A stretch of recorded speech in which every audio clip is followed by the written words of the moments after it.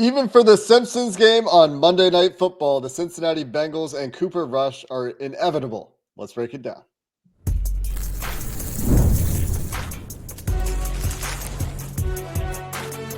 You are Locked On NFL Crossover, part of the Locked On Podcast Network.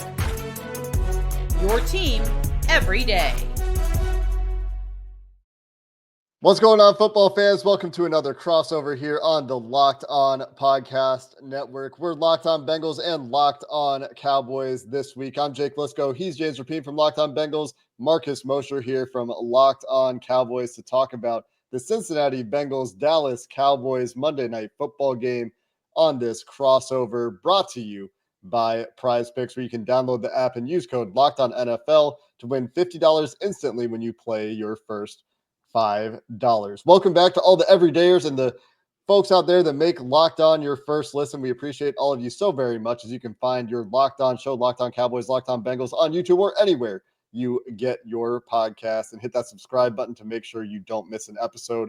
Marcus, we're going to start with the Dallas Cowboys on this crossover. What's going on with those Cowboys in this season, which feels like there are some parallels to that Cincinnati Bengals season? What's the biggest story with the Cowboys? Yeah, I was just going to say, anything that you watch Bengals fans this year from your team, it's basically the same in the NFC with the Cowboys.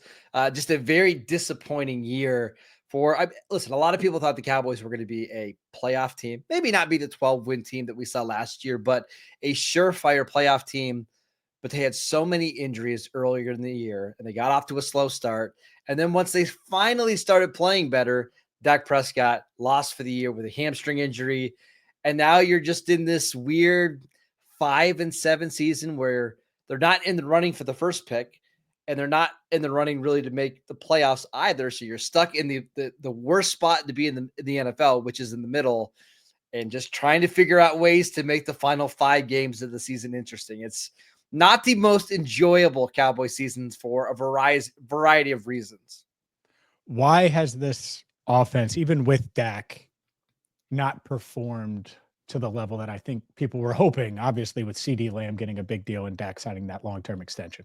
Well, there's a couple different reasons. Number one, they were ushering in 2 rookie starters on the offensive line. Tyler Guyton at left tackle, Cooper Beebe at center. Guyton's dealt with a lot of injuries. He's been up and down even when he's been on the field.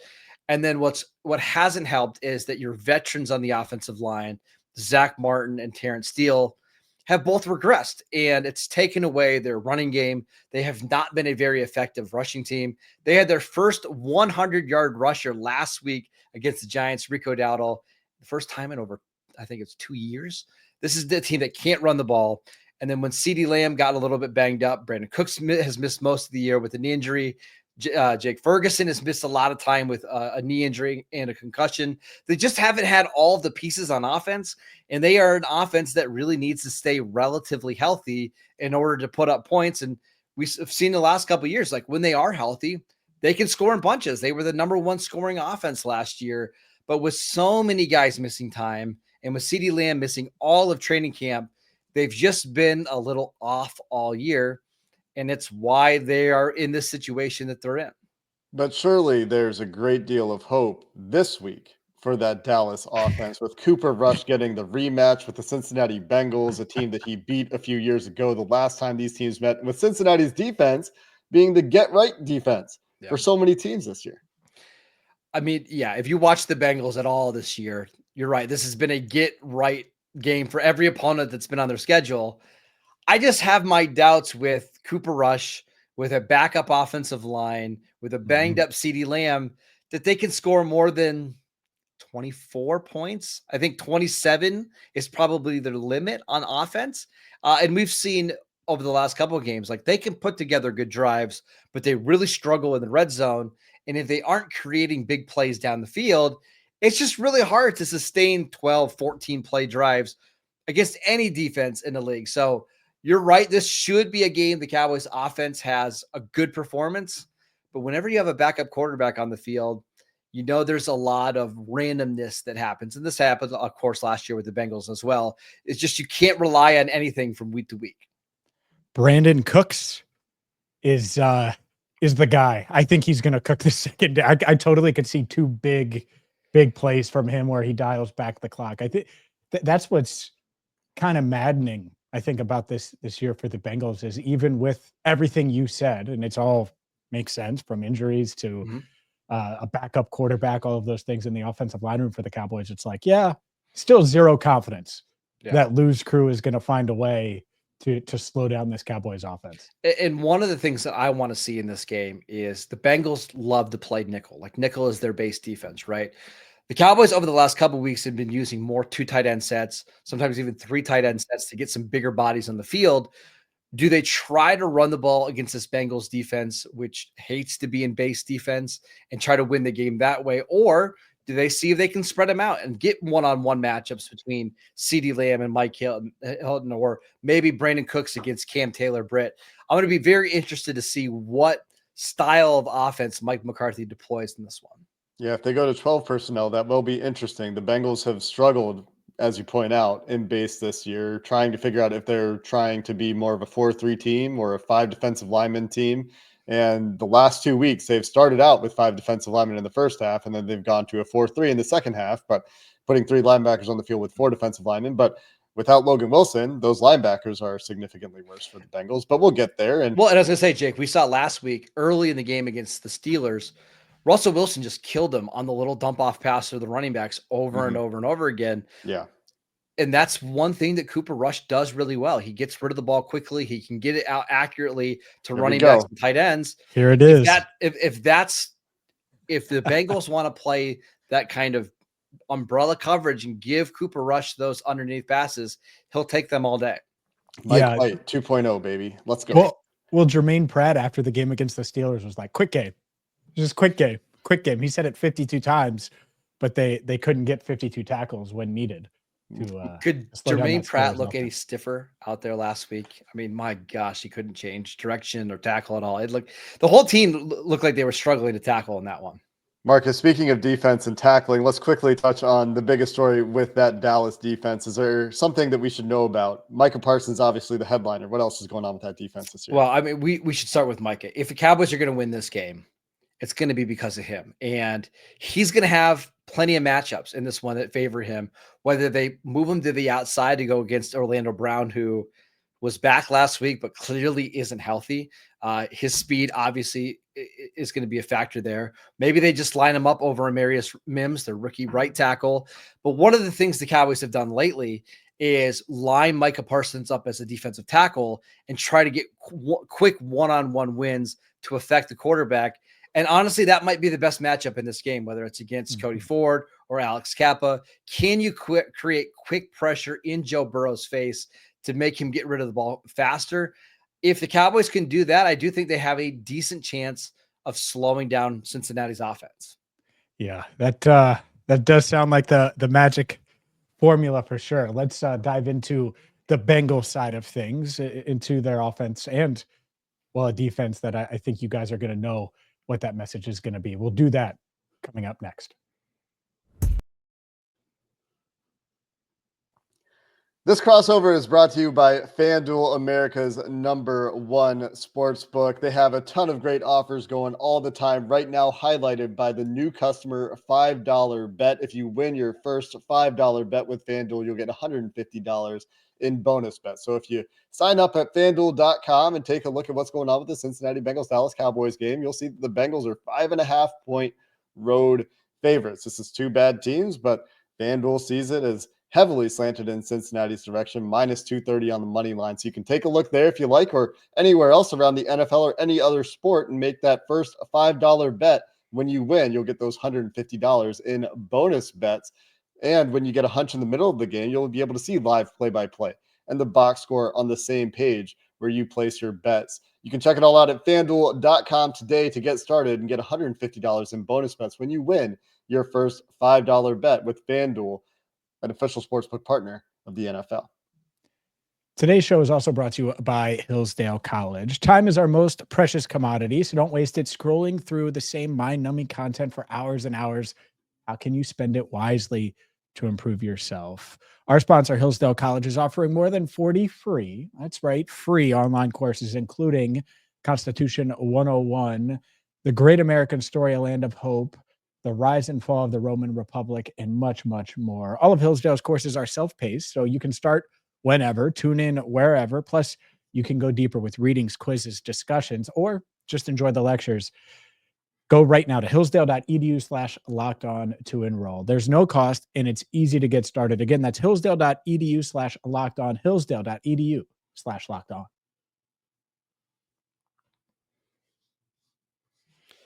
Welcome back to this crossover edition of the Locked On Bengals and Locked On Cowboys podcast. Let's turn our attention to the Bengals side. James, I want to start with you.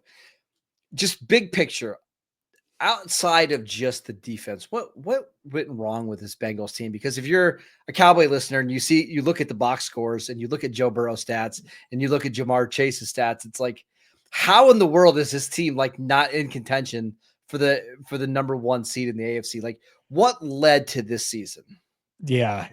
Well, what led to it? Oh, that's a loaded question, right? Not having key guys like Jesse Bates, DJ Reader, letting those guys walk in free agency has certainly caught up to them. So that's an entire episode that we will do. How we got here. That's not. I want to be on that episode. That sounds fun. Oh, it sounds like a nightmare, and it might be more than one episode. It might be like a 5-part miniseries on how it happened. Because you're right. When Joe Burrow is playing at this level, the Bengals should be contending, and Monday night should mean, oh well, are they going to overtake insert whatever team you think would be there, the Bills for the 1 seed? Are they going to clinch the division? Or like, they should be in that discussion. Those are the discussions we should be having. And it's not that. It's the opposite. It's like, is it good for them to win on Monday? Or should they lose because you don't want them to go 3-2 down the stretch, or 4-1 and just get a worse draft pick? And ultimately, the common theme has been, when the game's on the line, there's a mistake.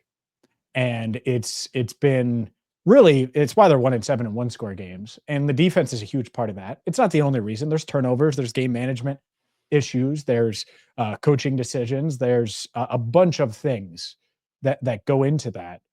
And you really feel those mistakes when you're such a flawed team. And so it goes hand in hand. But I think that's why the Bengals are where they are, 4-8, and really no shot at making the playoffs. Jake, I want to ask you about Joe Burrow, because it makes me, listen, I am a closeted Bengals fan. Let's just say that.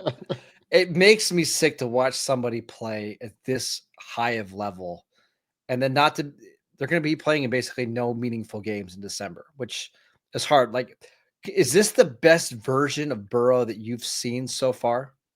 It's the best he's played in the NFL. He's having an MVP caliber season, both by traditional stats and by advanced stats and by the eye test. He's firmly atop the quarterback pecking order right now. And I think like Lamar Jackson has an argument there as well, which I'm sure the Bengals audience of the show isn't loving me reminding them of. But our mutual friend, Joe Goodberry, putting out a list of quarterbacks who met these thresholds this morning. They had 12 plus starts in a season, 30 plus passing touchdowns, a 6.5% or better passing touchdown rate, less than a 1.5% interception rate, and 7.5 yards per attempt. And there have been 12 other quarterbacks to ever do this.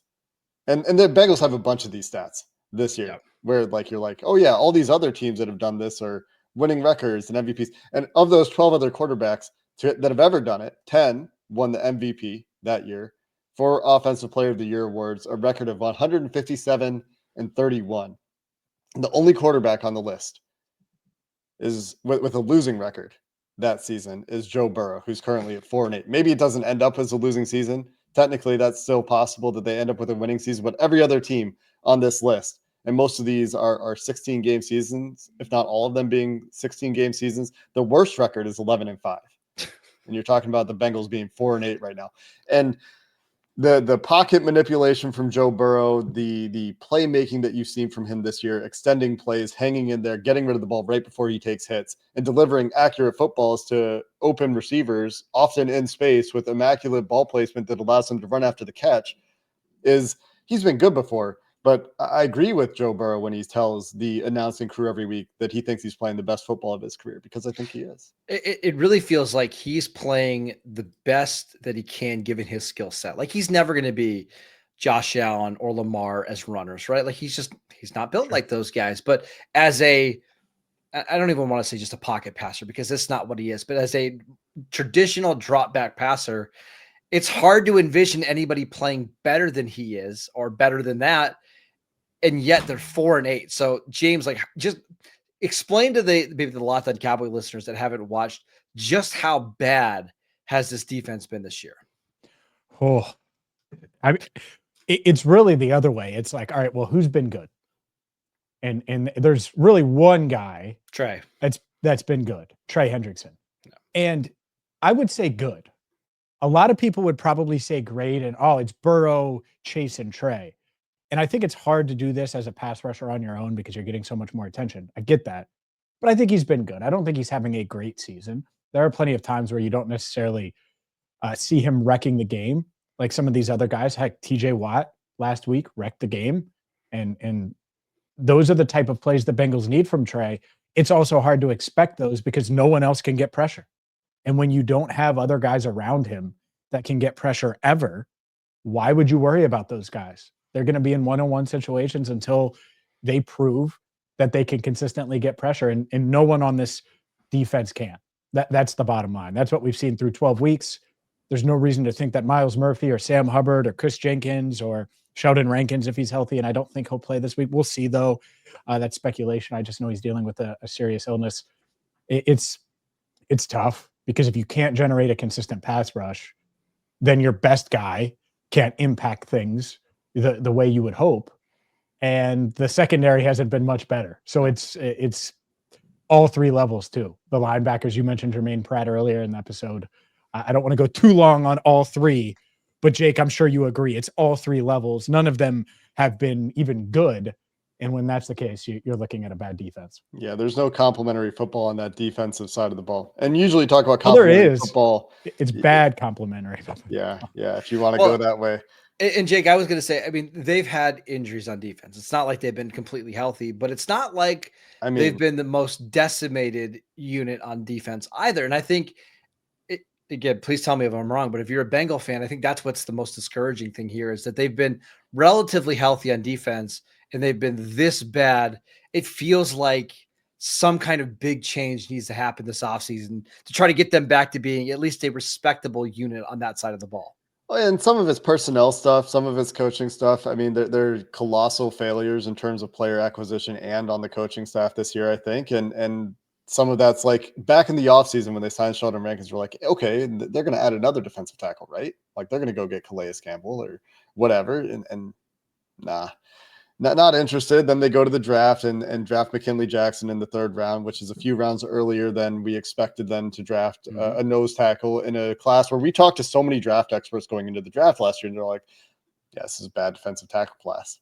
Not sure what to tell you there. There's like Tavondre Sweat, and that's kind of it. Yeah. And then they go that route with their second, third round pick.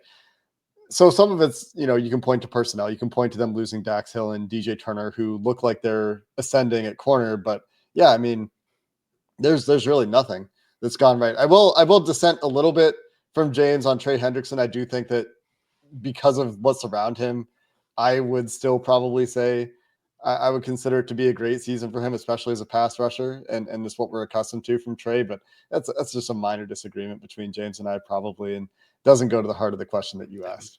Yeah, like go James. This deep. Sorry, he hasn't made those they haven't made on defense those game-wrecking plays, those turnovers, that chaos. And Trey can do that, of course, but what's around him certainly contributes to it.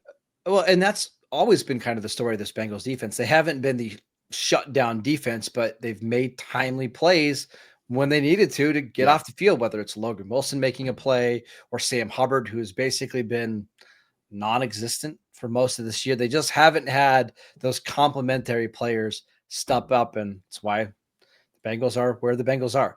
Let's talk about some keys to victory for two teams that probably don't actually want to win on Monday Night Football. We will get to that next. This episode is brought to you by Mint Mobile. With big wireless providers, what you see is never what you get. Somewhere between the store and your first month's bill, the price that you thought you were paying magically skyrockets. But with Mint Mobile, you'll never have to worry about gotchas ever again When Mint Mobile says $15 a month when you purchase a 3-month plan, they mean it. Say bye-bye to your overpriced wireless plans, jaw-dropping monthly bills, and unexpected overages.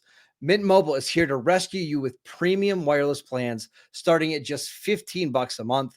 All plans come with high-speed data and unlimited talk and text delivered on the nation's largest 5G network. To get this new customer offer in your new 3-month premium wireless plan for just $15 a month, go to mintmobile.com/LockedOnNFL. That is mintmobile.com/LockedOnNFL.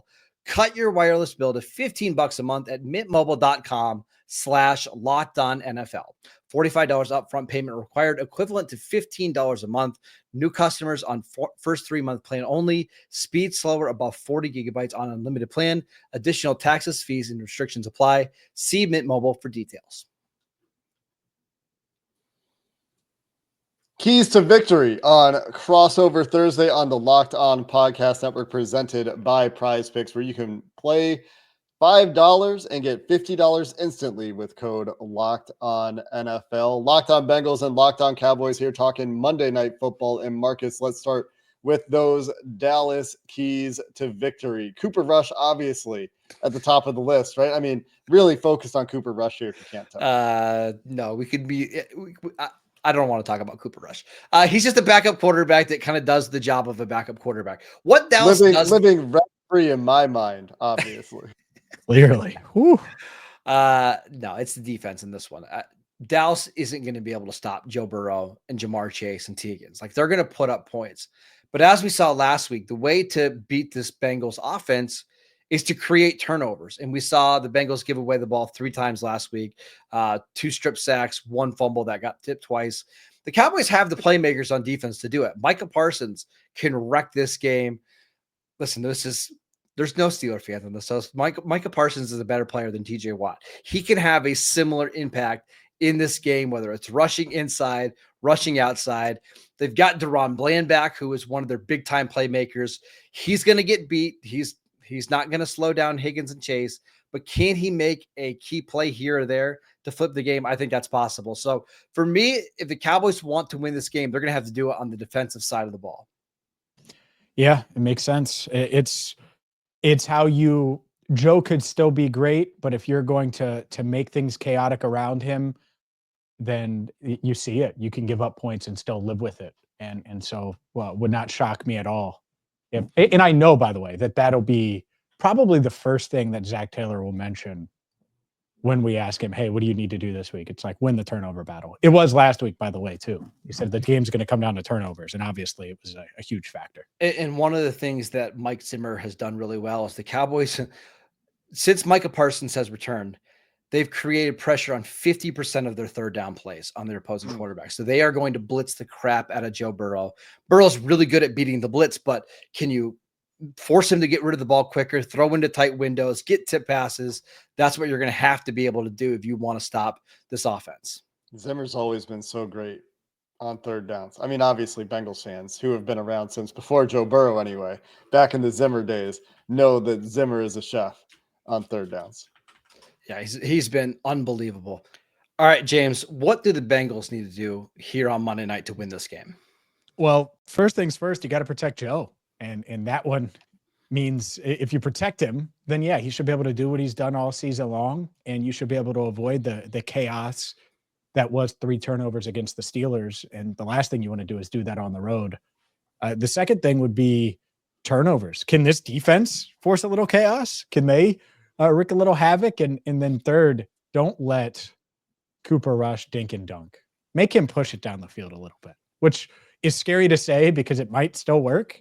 But I would much rather that than a little dump off to Rico Dowdle that's going to go for 15, 18, 22 yards. Luke Schoonmaker finishing with 6 catches for a $110 or something like that, and 2 of them are tight end screens. Like I don't think anyone wants to see that. So that's the key for every single week. It's going to be protect Joe, and then after that, it's going to be up to this defense. Yeah, we can't let Jake's guy Cooper Rush take over this game. Clearly, like that's the last thing we want to see here. You're going to be on the post-game show with us if Cooper Rush goes off, Marcus. Oh, you're Russell Wilson back. just threw for 414. So like I'm not ruling anything out. But you talk about those dink and dunks, James, and the check down stuff. If Dallas can just go quick game and the Bengals are like 8 yards off again and not tackling, because that's what they've done this year. They haven't tackled all year. Then the matchup that you love, if you're the Bengals defense, which, I mean, we've talked about this several times. This is Trey Hendrickson against a potential third string. You were saying Marcus, Chuma left tackle. Yeah. And Trey loves bad backup left tackles. I mean, we've seen him this year. Even Fred Johnson gave him issues with The Raiders. a game. Yeah, I mean, there are some games you expected him to do a little bit more than he did, but he's also eventually taken over games against bad tackles. Was it Fred Johnson was with the Raiders? Was he? Eagles. Yeah. No, the Raiders is when Trey Hendrickson racked up 4 sacks. Right. It's why he's leading the NFL. Yeah. And against the Kansas City Chiefs back in week 2 and their left tackle issues, like he got a left tackle benched in that game. He went crazy. He was the reason the defense almost won the Bengals the game. So if you're looking for somebody on the defense to do it, that's Trey, but Trey can't win in a second. No, he needs a second and a half. You can't let the ball come out. Can't be catch and throw real quick.